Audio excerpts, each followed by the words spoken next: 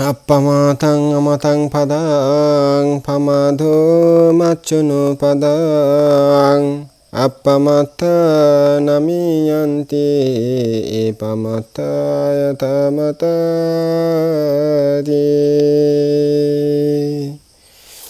আমি সর্বপ্রথমে সেই তথাগত অর্হত সম্বুদ্ধকে বন্দনা করছি। অতঃপর শ্রদ্ধাবান শ্রদ্ধাবতী উপাসক উপাসিকাদেরকে আমার মৈত্রীময় আশীর্বাদ জানাচ্ছি।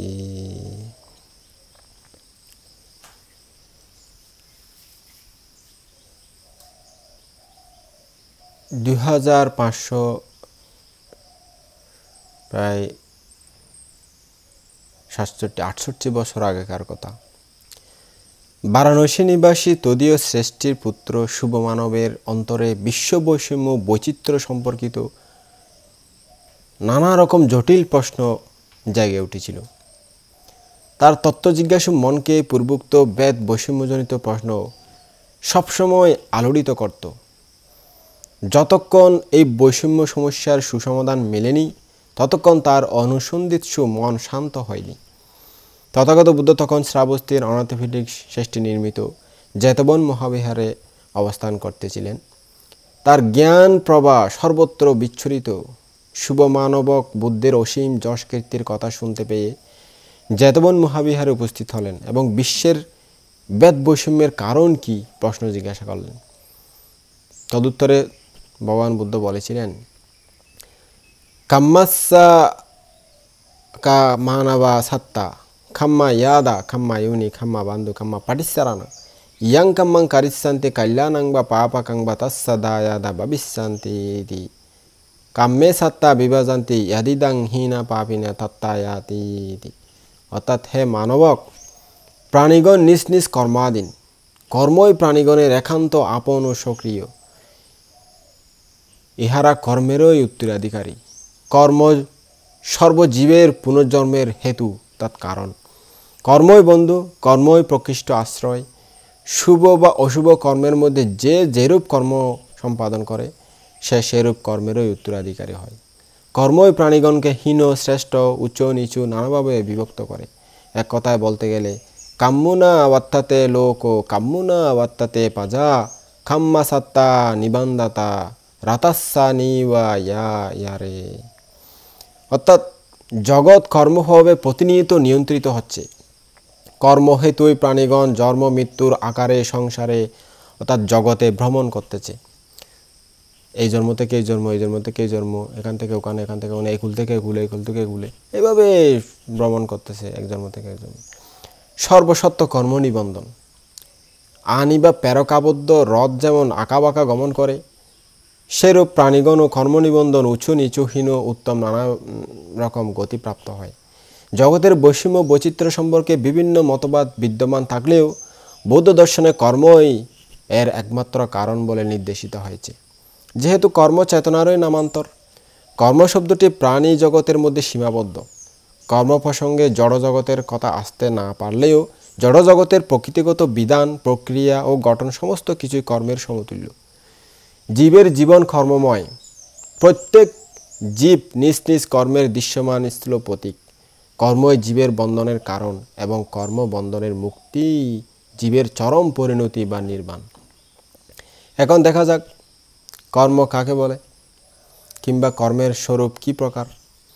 অঙ্গুত্তর নিকায় গ্রন্থে তথাগত বুদ্ধ বলেছেন, চেতনাহাং বিক্ষাবে কাম্মাং ওয়াদামি একায়া চেতনায়া একা পাটিসান্তিং। অর্থাৎ হে ভিক্ষুগণ, অন্তরের চেতনাকে আমি কর্ম বলি। এক্ষণিক একটিমাত্র চেতনা বা কর্ম পুনর্জন্ম সংগঠন করতে বা সুখ দুঃখ ভোগাদি ফল প্রদান করতে সক্ষম। এই চেতনা প্রাণীগণের কিরূপ অবস্থা এর বিশেষ পরিচয় অবগত হলে আনুষঙ্গিক তত্ত্বের বিশদ অনুশীলনের প্রয়োজন। বৌদ্ধ শাস্ত্রে জীবকে স্থূলভাবে 5 ভাগে বিভক্ত করা হয়েছে, যথা রূপ, বেদনা, সংজ্ঞা, সংস্কার, বিজ্ঞান। যে কোনো কালের দৈহিক বা বাহ্যিক, স্থূল বা সূক্ষ্ম, হীন বা উত্তম, দূরস্থ বা সমীপস্থ, ভূত বা ভৌতিক অবস্থাকে রূপ বলে।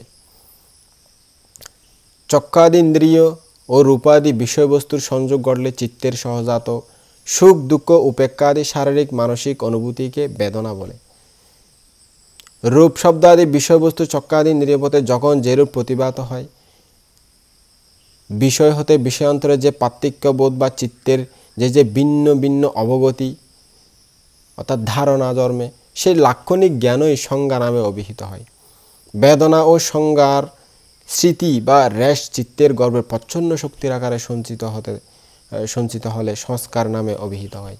আর বেদনা, সংজ্ঞা, সংস্কার এই ত্রিবিধ মানসিক অবস্থা যার আশ্রয়ে কর্তৃত্বে ও প্রাধান্যে প্রবর্তিত হয়, নিয়ন্ত্রিত হয়, তাকে মন বা বিজ্ঞান বলে। পূর্বোক্ত সংস্কার স্কন্ধের অন্তর্গত এক প্রকার মানসিক অবস্থার নাম চেতনা। লোভ, দেশ, মোহ কিংবা অলোপ অদেশ অমোহ হেতু সংযোগে এই চেতনা কর্ম পরিণত হয়। অন্তর্নিহিত মানসিক কর্ম অবকাশ পেলে বাক কিংবা কায়কর্মে রূপান্তরিত বা রূপায়িত হয়।